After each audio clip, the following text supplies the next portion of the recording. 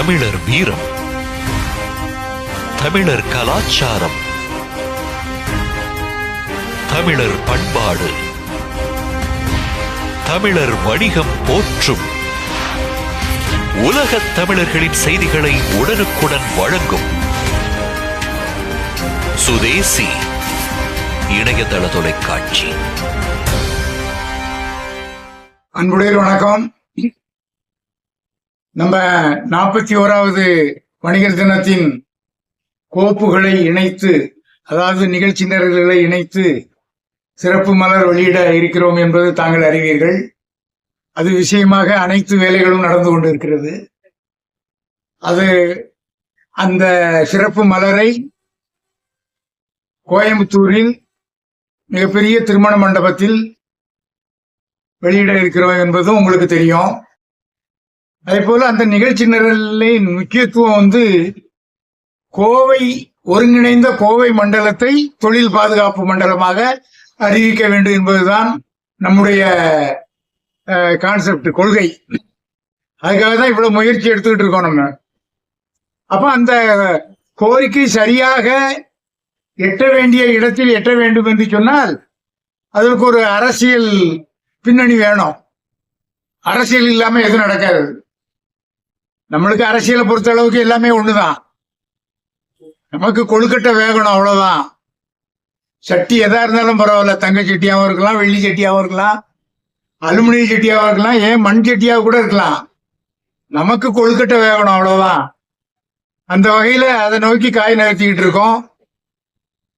அந்த நிகழ்ச்சிக்கு மலர் வெளியீடு நிகழ்ச்சி கோரிக்கை மாநாட்டிற்கு மத்திய அமைச்சர் அழைக்க இருக்கிறோம், மாநில அமைச்சர்கள் அழைக்கிறோம், அதே போல அனைத்து கட்சி தலைவர்களையும் அழைக்கிறோம். சர்வ கட்சி, ஆமா, ஆளுங்கட்சி, எதிர்கட்சி, துணை கட்சி, உடன்கட்சி, எல்லா கட்சியையும் அழைக்கிறோம். அழைச்சி நம்ம கோரிக்கையை வலியுறுத்தி பேசுறோம். அவங்க ஒப்புதல் வழங்கணும்.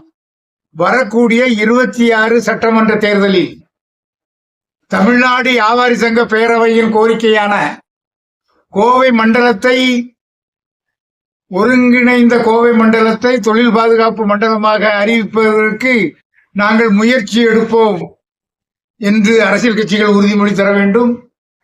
நாங்கள் ஆட்சிக்கு வந்தால் தஞ்சை ஒருங்கிணைந்த தஞ்சை மண்டலத்தை உணவு பாதுகாப்பு மண்டலம் போல் அறிவித்தது போல கோவை மண்டலத்தை தொழில் பாதுகாப்பு மண்டலமாக அறிவிப்போம் என்ற உறுதிமொழியை எந்த கட்சியும் கொடுங்க, அந்த கட்சிக்கு நாங்க தொடர்ந்துப்போம்.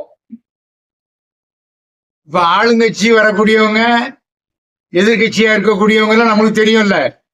வர இருக்கின்ற 26 சட்டமன்ற தொகுதியில யாரு ஆட்சி பிடிப்பா, யாரு எதிர்கட்சியா இருப்பா அப்படிங்கறதெல்லாம் கணிக்க முடியாது இப்போ.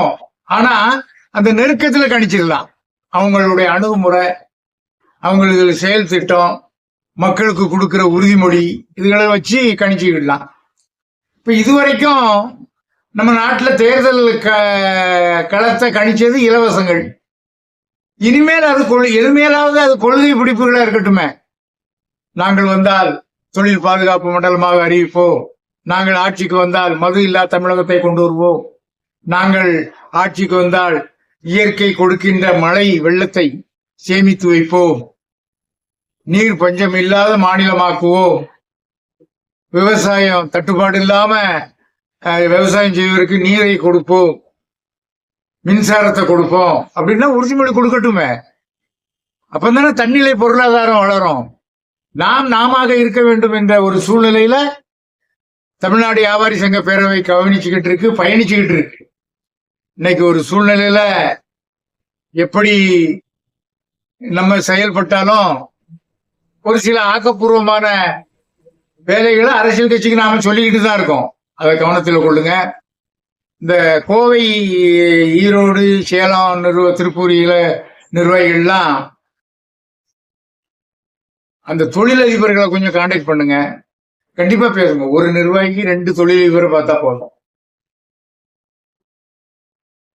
அத கவனத்தில் கொள்ளுங்க. 2 தொழிலதிபர், 2 அவங்க தொழிற்சாலைக்கு போகணும். அந்த ஒரு 10 தொழில் நிறுவனங்கள் அங்க வரணும், நம்ம மாநாட்டுக்கு வரணும். அப்பதானே தொழில் நிறுவனங்கள் அதுல ஆக்கப்பூர்வமா இருக்காங்க அப்படிங்கிறத சொல்லணும்ல.